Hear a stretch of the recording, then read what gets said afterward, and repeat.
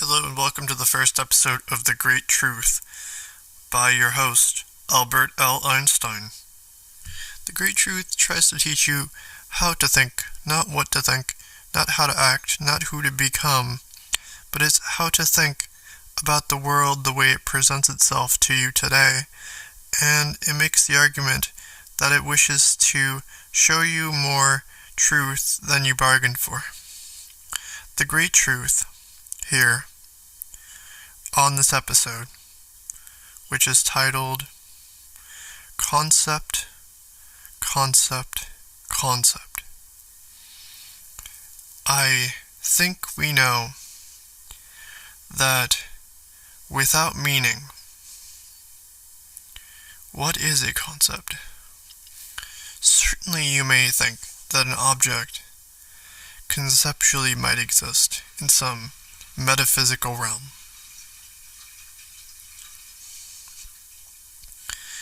I argue otherwise. To me, without meaning, concept does not exist.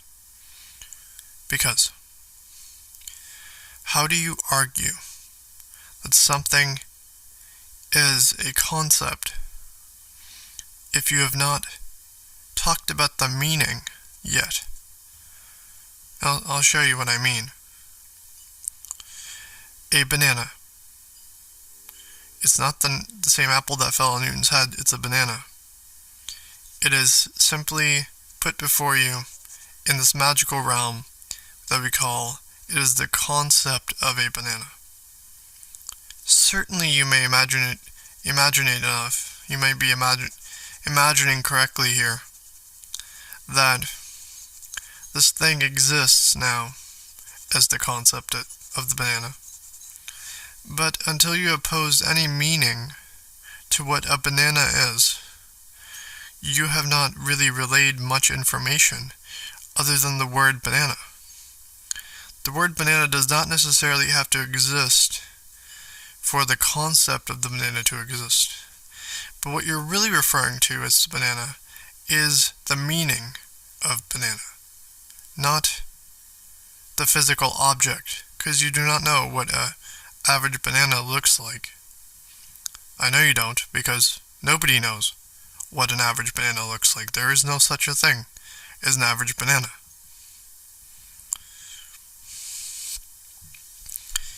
Then how do we know when to introduce the meaning of something?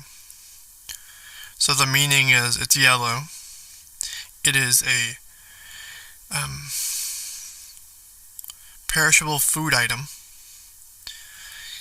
It has potassium, vitamin C. It is chewy and tastes more sweet than other fruits. It is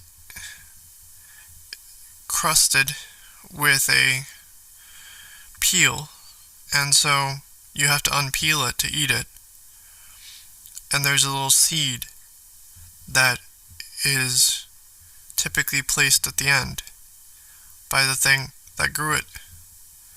The seed tries to regrow bananas with its own seed.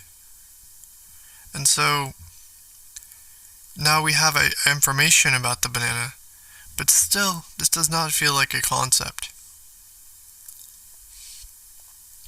The concept of the banana has been laid out with some information, yet the meaning of what you mean when you say this thing to somebody is what I mean by concept.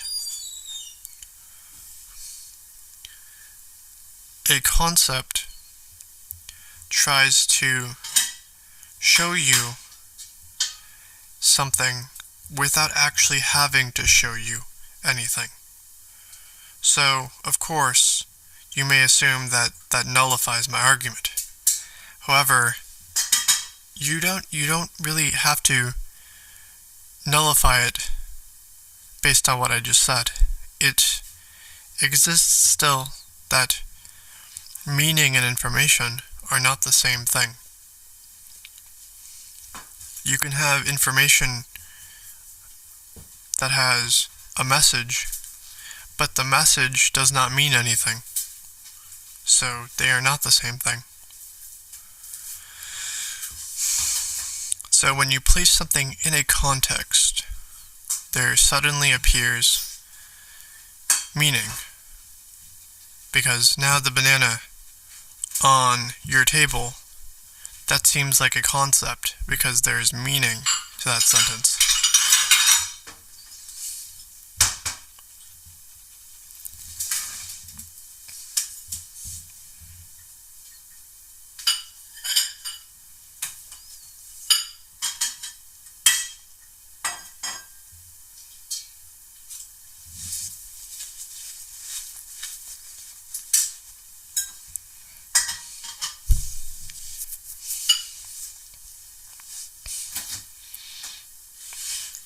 So now that we've covered tangible things, how does an intangible thing work as a concept? Would anger in and of itself appear to be a concept? Experiencing anger may appear to be a concept, but without relaying any meaning to what you mean by experiencing anger, the concept itself seems to lack any substance. You can't really imagine that experiencing anger, it seems like a weak induction of what we mean when we say things like that.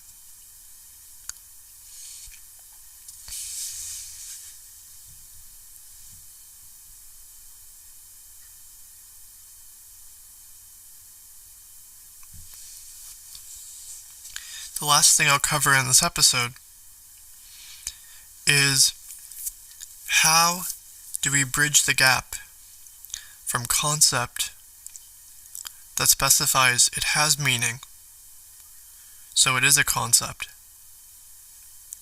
to the idea that it is an idea. My argument goes, if it is actionable as a concept, thus its meaning that exists in some kind of context that is actionable, then it is an idea as well as a concept.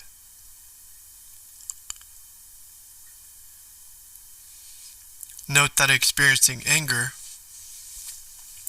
is different than saying that you wish never to experience anger ever again, so you're willing to fight for your freedom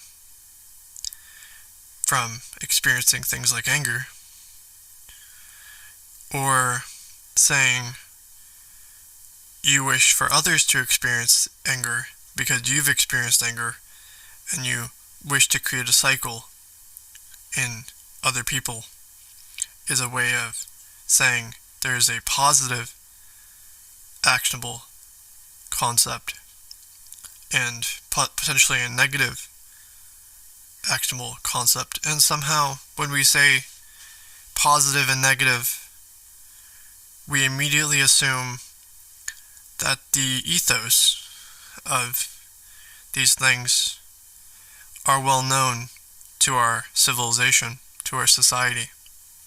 We immediately know that it is straightforward to deduce what we would accept as a positive or a negative.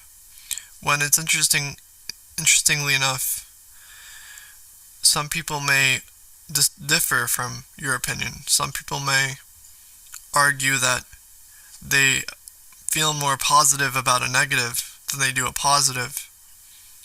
But there's something to be said about the objective reality, that if it weakens a intersubjective clause that has permeated the world that exists objectively, as it exists objectively, the things that are so fine-tuned in our way of life. You wouldn't argue there's anything bad about a phone unless the phone itself was pretty crappy. But the idea of the phone being benign is also hard to imagine.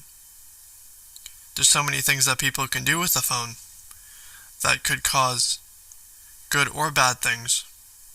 The conveniency of it seems like a positive. And this is where things get a bit fuzzy. That things aren't so straightforward. That maybe in some contexts, you'd be surprised that you heard it out of context. That no, it's not that they wish to say that they need to induce anger in somebody else to feel vindicated. It's that they're fighting memories of how somebody said that to them, that they always wish to produce negative emotions the same way they felt it, and you just misheard the entire thing. So the idea that we have to be there at the right place in the right time to grasp the truth is next. That's the next episode of The Great Truth. Thanks. Goodbye.